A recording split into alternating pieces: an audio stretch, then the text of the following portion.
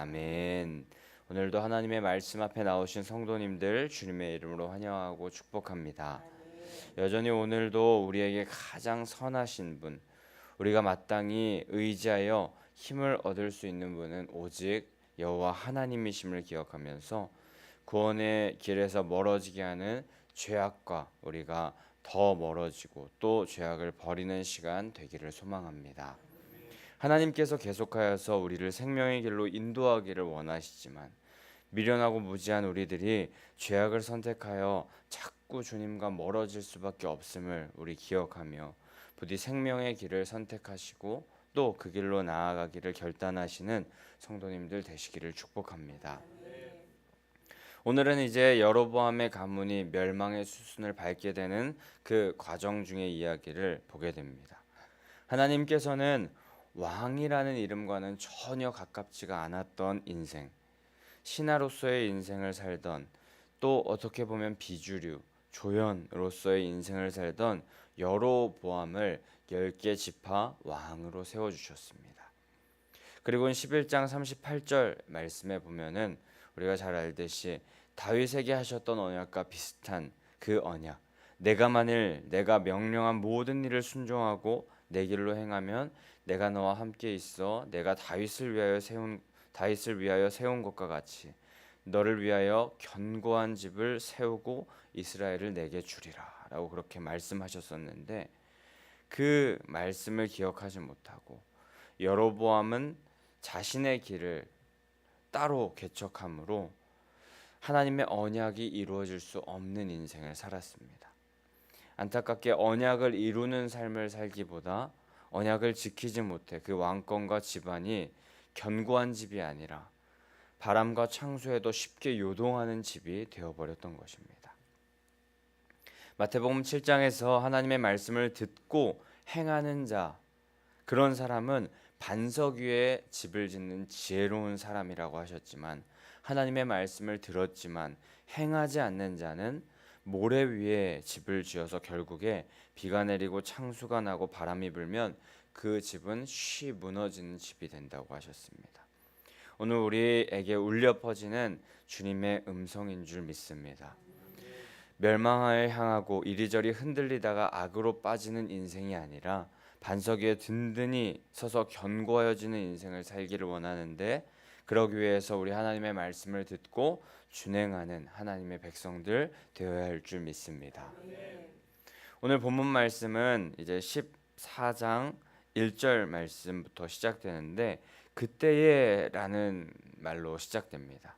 이전에 진행됐던 말씀이 진행되던 나타나던 그때 그 시간을 말하는 것인데 바로 13장 말씀에 보면 남유다 출신의 하나님의 사람을 파송하셔서 하나님의 말씀을 듣게 하셨으나 여로보암은 결코 그 말을 들어도 회개하지 않았습니다.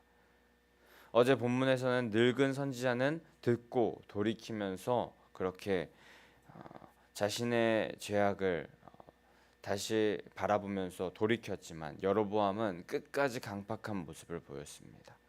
일반 백성을 레위 지파가 아닌 일반 백성을 제사장으로 세우는, 그리고 또 산당에서 악을 행하는, 자기 마음대로 행하는 일을 멈추지 않았습니다. 근데 바로 그때 그 시기에 그때의 여로보암의 아들 아비야가 병든 것이었습니다.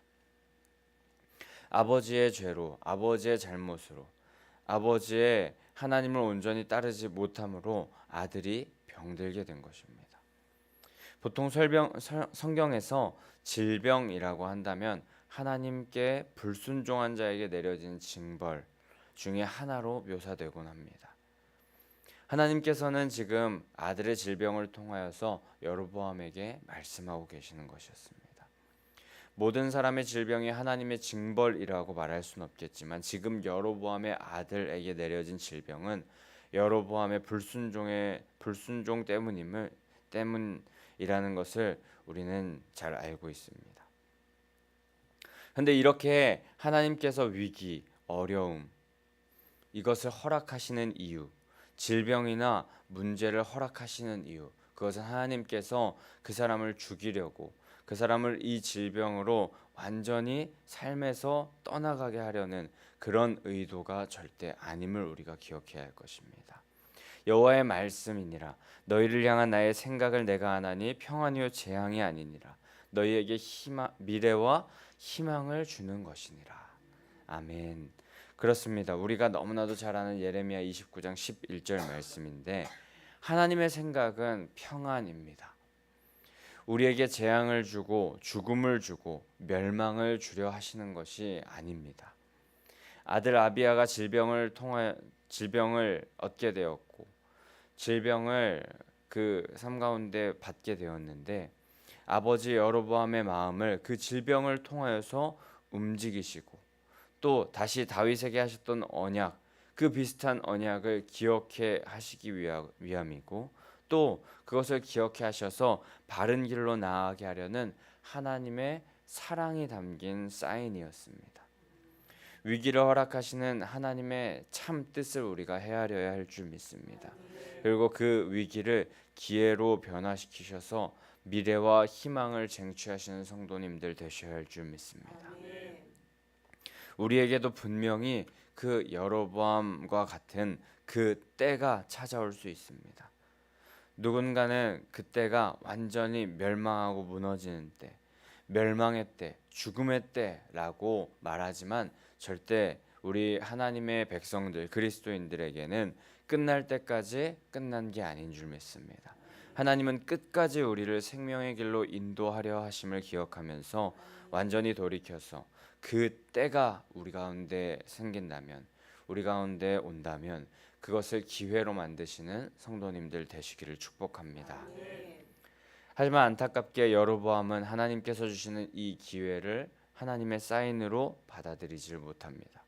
그리고 이 문제의 어려움도 자기의 힘으로 해결해보고자 하면서 잔머리를 굴립니다.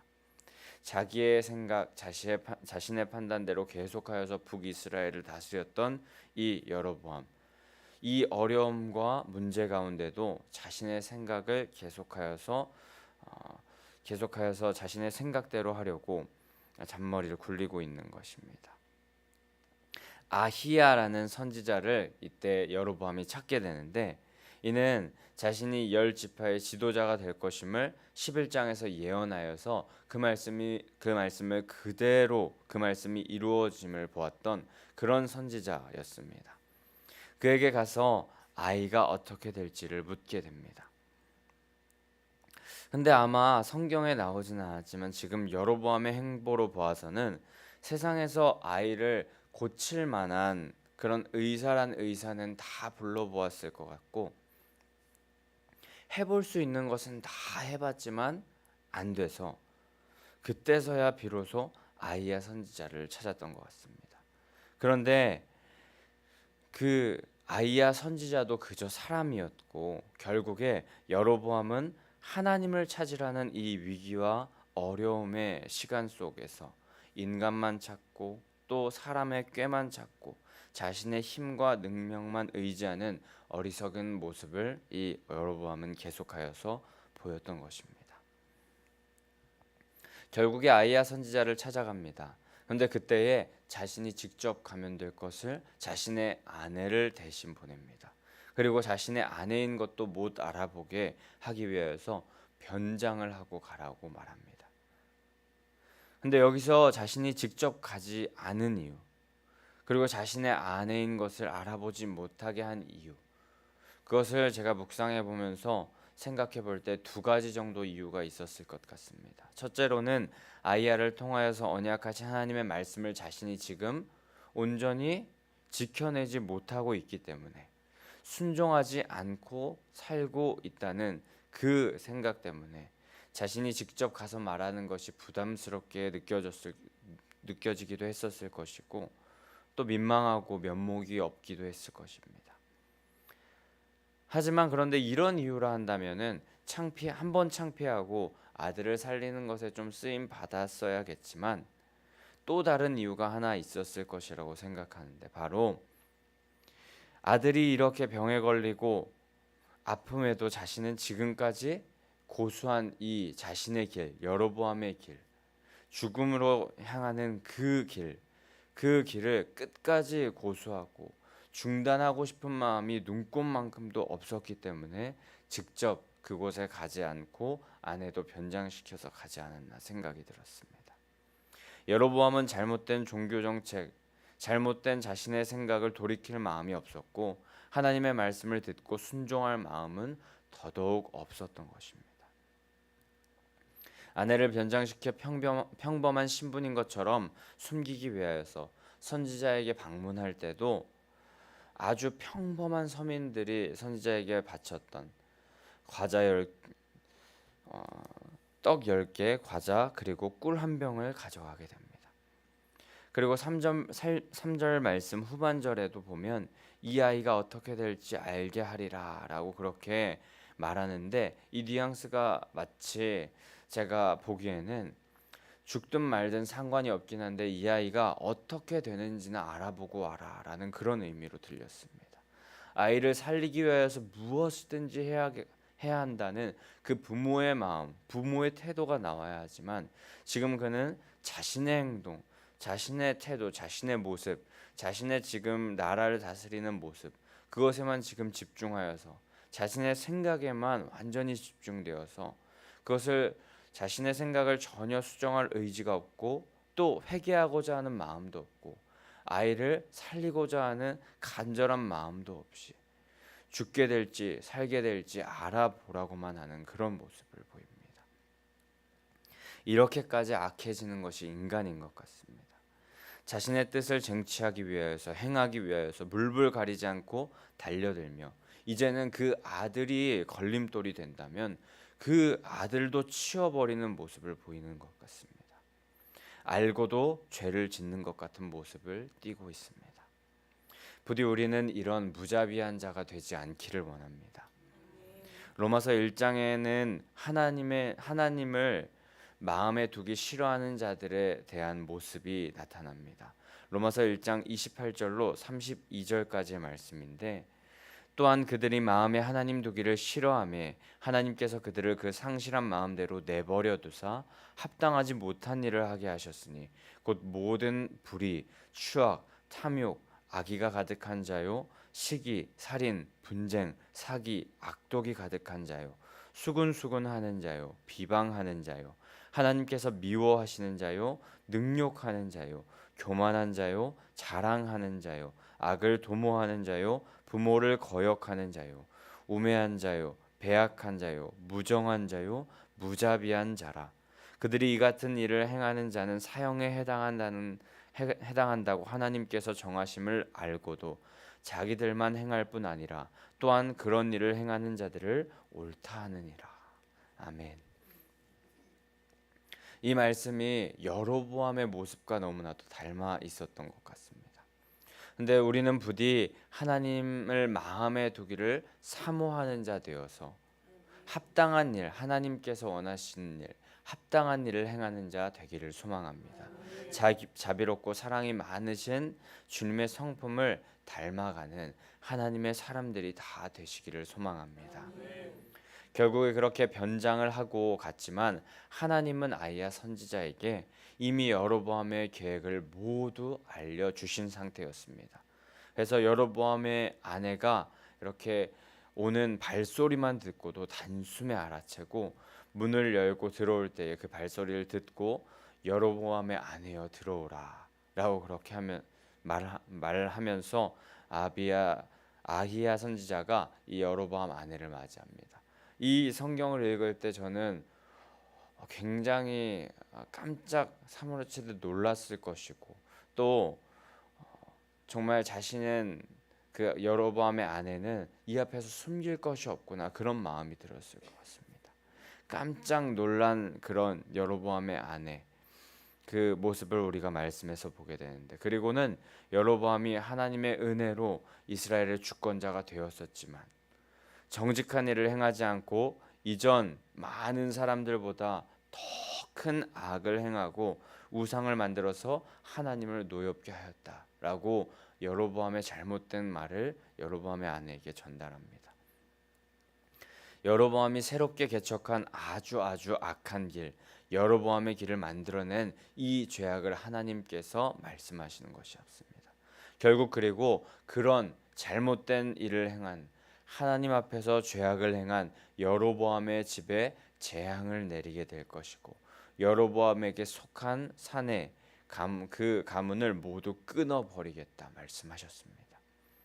우상 숭배의 대가, 하나님을 따르지 않고 하나님과 반대로 간 그 대가는 너무나도 컸습니다. 여로보암의 가문이 완전히 끊어짐을 당한 하나님의 준엄하신 심판을 겪게 되는 것입니다. 그리고 여로보암의 가문을 하나님께서 표현하실 때에 거름더미라고 그렇게 묘사하시면서 표현하시는데, 그 거름더미를, 그 더러운 거름더미를 쓸어버림과 같이 말갛게 쓸어버리겠다, 청소해버리겠다라고 말씀하시는 것입니다. 하나님께서는 여로보암의 가문을 배설물과 같이 더럽고 부정한 것으로 여기셨고, 그 더럽고 부정한 그런 모습 때문에 완전히 쓸어버리고 청소해버릴 대상으로 여기셨다는 말씀이십니다. 하나님은 악을 행하는 것을 너무나도 싫어하시는데, 특히 다른 신을 만들고 하나님 외에 다른 신을 만들어서 그 신을 섬기는 것, 하나님 외에 다른 신을 섬기는 것을 끔찍히도 싫어하십니다. 그리고 그런 일을 행하는 자들을 배설물 취급하시면서 그 더럽고 부정한 자들을 쓸어내 버리시겠다고 하십니다. 요한계시록에도 라오디게아 교회는 차지도 뜨겁지도 않은 미지근한 신앙을 하여서 결국에 썩어버렸고, 요한계시록 3장 16절 말씀에는 그런 그들을 내 입에서 토하여 버리겠다, 역겹고 너무나도 더러워서 토하여 버리겠다라고 말씀하십니다. 부족한 것이 없다고 생각했고, 세상의 관점, 세상의 눈으로 볼 때는 잘 산다고 생각했지만, 천국의 관점에서 바라볼 때는 전혀 천국의 부자로서의 삶을 살지 못했고, 천국에서 다 얻은 하나님의 백성으로서의 삶을 전혀 견지하지 못한 삶을 살았고, 결국 이 땅에서의 좋은 것, 이 땅에서 내가 보기에 완전하고 좋은 것만 누리면서 결국에 하나님께서는 그들을 쓰레기, 배설물, 정말 더럽고 악한 것으로 여기시면서 책망하고 징계하시겠다고 하십니다. 하지만 이런 악을 행하며 배설물같이 더럽고 추하고 썩어서 토하여 내 버리겠다는 하면서 그런 악하고 추악한 그런 자들에게도 하나님께서는 끝까지 사랑을 가지시고 열심을 내어서 회개하라고 말씀하시는 하나님이신 줄 믿습니다. 그리고 아이러니하게도 이 라오디게아 교회, 이 썩은 이 라오디게아 교회의 모습에 토하여 내 버리겠다 말씀하신 이 교회에 대한 이야기 말미에 우리가 잘 아는 요한계시록 3장 20절이 있습니다. 볼지어다 내가 문 밖에 서서 두드리노니 누구든지 내 음성을 듣고 문을 열면 내가 그에게로 들어가 그와 더불어 먹고 그는 나와 더불어 먹으리라. 아멘. 그 토하여 내쳐 버리겠다는 라오디게아 교회를 향한 말씀, 그 말미에 보면 이 말씀이 있는 것입니다. 하나님께서는 끝까지 악을 행하고 배설물과 같이 더럽고 추악한 우리들 가운데도 사랑을 가지고 말씀하시면서 끝까지 열심을 내어 회개하라고 하십니다. 그런 더럽고 추악한 죄인인 우리들이라 할지라도 회개하고 돌이키는 모습을 기다리면서 문을 두드리고 계시는 것입니다. 공의의 하나님의 성품과 동시에 사랑의 하나님의 성품이 너무나도 잘 드러난 본문인 것입니다. 죄악에 대하여 마땅히 심판하실 수밖에 없지만 사랑의 속성을 가진 그 하나님, 결코 우리를 끝까지 포기하지 않으시는 그 사랑, 역설적이면서 아이러니한 하나님의 사랑법인 것입니다. 우리를 살리려는 그 하나님의 사랑이 언제나 우리를 끝까지 추격하고 있으심을 기억하면서 오늘도 우리 안에 죄악된 모습들이 있다면 회개하고 하나님께서 더럽고 추하다 여기는 그런 모습들, 하나님 외에 다른 신을 섬기며 나를 섬기며 세상을 섬기는 모습이 있다면 다 내려놓고 회개하고 주님께로 돌이켜 주님과 함께 먹고 마시는 하나님의 백성들 되셔야 할 줄 믿습니다. 그리고 이제 마지막 부분 12절 13절에서는 말씀하시기를 아비야 이 여로보암의 아들은 죽게 될 것이라고. 이제 여로보암의 아내가 그 있었던 곳으로 돌아가게 될 때 아비야는 죽게 될 것이라고 하시는데 13절 말씀에 보면 오히려 아비야만 묘실에 들어갈 것이다 라는 그런 말씀을 하십니다. 다른 이들은 묘실에도 들어가기 전에 짐승의 먹이가 될 것이지만 아비야는 묘실로 들어갈 것이다 라고 하면서 지금 죽는 자, 죽게 되는 자, 질병으로 죽게 되는 자가 아비야인데 오히려 이 아비야가 여로보암의 집안 중에 가장 복된 자라고 말씀하시는 것입니다. 이는 여로보암의 집에 내릴 재앙이 얼마나 엄중한지를 말씀하시는 것과 동시에 이 땅에서의 삶의 모습, 잘 살고 있다고 대단하다고 칭찬받는 그런 모습이 전부가 아님을 말씀하고 계시는 것입니다. 죽음 이후에 심판이 기다리고 있으며 죽음의 심판, 생명의 심판으로 나뉘어질 것입니다. 그런데 여로보암의 아들 아비야는 하나님의 은혜를 입어서 생명의 심판으로 나아갈 수 있었던 것입니다. 그런데 이 아비야, 여로보암의 아들 중에 아들인 아비야, 이 한 사람만 여로보암의 집안 중에 하나님의 은혜를 입어서 묘실로 들어가고 하나님의 그 천국으로 들어갈 수 있었던 이유, 그것은 그 집안에서 홀로 여호와 하나님을 향하여서 선한 뜻을 품은 자라고 13절에 말씀하고 계시기 때문입니다. 성경에 나오지는 않았지만 유대교에 내려오는 역사 전승에 보면은 이 아비야에 대한 이야기가 나온다고 합니다. 성경에 나오지는 않는 이야기지만 참고로 말씀해 드린다면 여로보암이 절기를 자기 마음대로 정하였죠.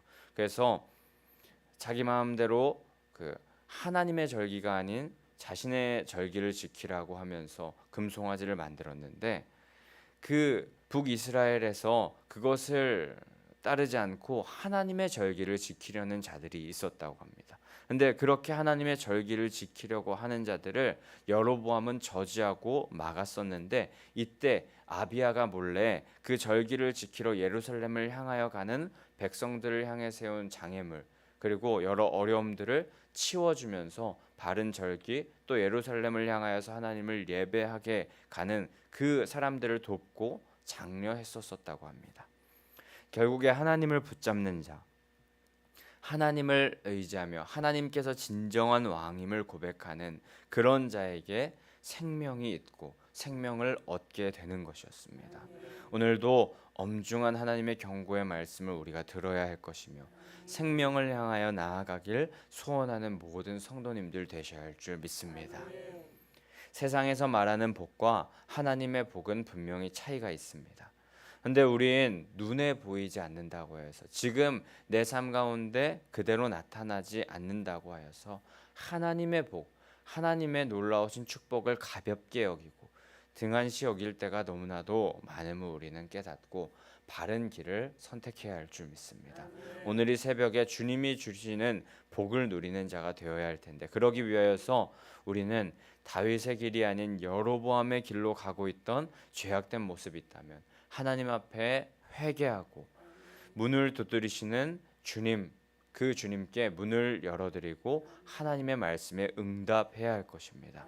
불순종으로 인하여서 완악해 져서 계속하여서 죄악으로 향하고 내가 죄를 행하고 다른 사람도 죄로 행하게 하는 그 모습도 모르는 그런 모습들 우리 오늘 이 새벽에 끊어내야 할 줄 믿습니다. 그래서 모두 생명의 부활에 이르는 성도님들 되셔야 할 줄 믿습니다. 근데 이것들 우리의 힘으로는 참 힘듭니다.